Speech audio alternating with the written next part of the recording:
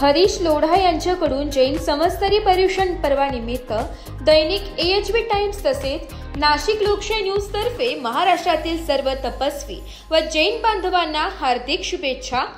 पर्युषण पर्व हा पुरुषार्थाचा उत्सव आहे। हा सण त्यागाचा आहे। मन, वचन आणि शरीराने होणाऱ्या प्रत्येक चुकीसाठी क्षमा याचना करण्याचा, संयम आणि आत्मशुद्धी साधण्याचा हा पवित्र पर्व आहे। जर माझ्या कुठल्याही बोलण्यातून, कृतीतून किंवा वागणुकीतून आपले मन दुखावले असेल तर मी मनापासून क्षमा मागतो। मिच्छामी दुक्कडम।